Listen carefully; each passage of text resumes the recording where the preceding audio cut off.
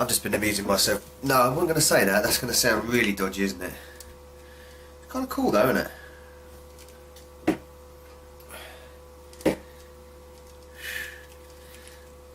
Kids' toys today, eh? The adults have more fun with them. Oh, wicked. Multifunction as well. Trippy. Anyway. Turn the light back on. Shut up. I was thinking, I was going through my collection earlier, just sorting things out, and it got me thinking about something. I actually got thinking about it because I went over to my father's and I saw his massive collection of audio tapes and VHS videos. He's got a huge collection, thousands and thousands of tapes, and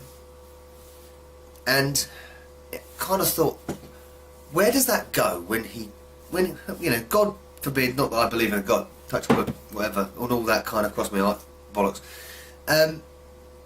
When he does pass on to the next plane, as it were, not an aircraft, where does that stuff go? Because I don't want it. Do I really want hundreds and hundreds of audio tapes? I haven't even got a cassette deck. Where does it go? It's his collection, it's his pride and joy, it's what he's built up over the years, and that is what we do. We do it with video games, we do it with comics, we do it with films. But who's to say that when we depart this physical plane, that anybody else is going to actually care that what we did? So it got me thinking, what would happen to it? What would you hope would happen to your collection?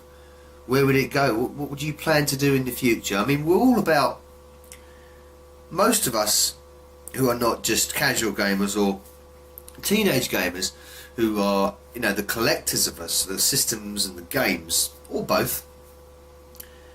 You know, we kind of range between our, you know, the mid-20s to late 40s, and we are continuously building our collection. Some of us are obviously weaning it down. But where does it go when we're gone? If we don't have siblings, if we don't have children who are completely uninterested in a computer that came out 40 years ago from their perspective, why they, you know, or I know more than that, it'd be about 70 years ago from their perspective, why would they care? Really? I mean, we do get people today that care about things like, you know, classic timepieces and naval technology and steam presses and all the stuff that, from the bygone era that progressed, like the Model T Ford, for instance. But how many people collect them? Not many. It's difficult to sort of pass on a legacy of computer games, isn't it? And computer games consoles, especially when they have a finite life themselves. They won't last forever. Even if well looked after, they will not last forever. And it's quite a depressing thought, isn't it? You've spent the best part of your life as your hobby collecting all these games and systems, and they're your pride and joy, and the money gone into it as well is colossal. But at the end of the day, when you're 6 feet under, it means jack shit.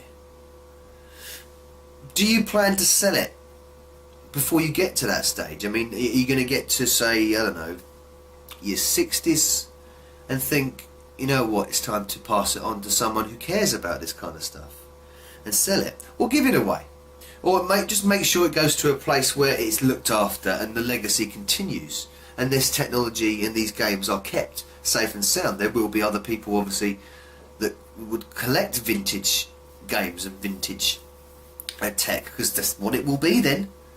It will, I mean, you know, 30, 40 years down the line, when I'm drawing my pension, which will be minuscule probably by then, you know, the PlayStation 4 will be an archaic machine. So what does that make the Mega Drive or the GX4000, you know, or the Commodore 64, or my beloved Amstrad CPC? You know, it just makes them completely most obsolete thing. I mean, it's like someone driving around in a Model T Ford down the street. You would because maybe that's a wrong example because that's a classic. That's a kind of groundbreaking design. But you know what I mean? A car from that era, and it would be like, well, our games machine's going to have that stigma attached to them. Are they going to be like cars? Are they going to be kept in pristine order? I'd like to think some of them are, but some of them certainly won't be. I don't think the PlayStation 3 will be, for instance. I really don't. I think it'll be a machine which kind of gets forgotten over the years. I think it will be. I don't know why. It just comes across like that, doesn't it? And if the Wii U doesn't do anything in the next couple of years, that will suffer the same fate, I think. But a console like a game changer like the Super Nintendo or Mega Drive, that they won't. They will still. I think they'll keep their mark in history. But what would you do? What are you planning to do? I mean, I know it's obviously my far in the future now, but are you going to sell it? Are you just going to keep it? Is it just going to gather dust in a dusty old loft, and when you pop your clogs, it just gets auctioned off, or worse, thrown away? It'd be best, obviously, if you had children, family, you could pass it to, but would they care? I'm not sure I would care about the stuff my dad has, so it's difficult to sort of say, well, yeah, I'll take it off you, Dad, but I don't really want it. It's not my interest, and I don't think my children would be that interested in my collection of GX4000 games or Super Nintendo, PlayStation 2 stuff, Amstrad. I don't think they would care. I really don't. And it's a shame. So do you sell it? Would you keep it? Would you mothball it? Put it in storage? Would you donate it to a technology? Maybe you could do that. Maybe that's what will be in the future. You'd have these classic technology museums where you could donate these things to. There'd be several in different countries. That would be a cool idea if you could do that. And then you would know it'd be preserved. It would never be played, but it'd be preserved. And the games, well, a lot of games will just fall by the wayside and be forgotten to time, won't they? Only real groundbreaking games will be remembered. It's a thought. It's a thought. What would you do? Make a video response if you can be bothered. That's up to you. Or stick a comment down in the comments box, because that's what it's for. Yeah, bit of a pressing subject really, but I thought about it. I still don't know what my answer would be. I suppose I would try and convince my children to take my burden, to look after it.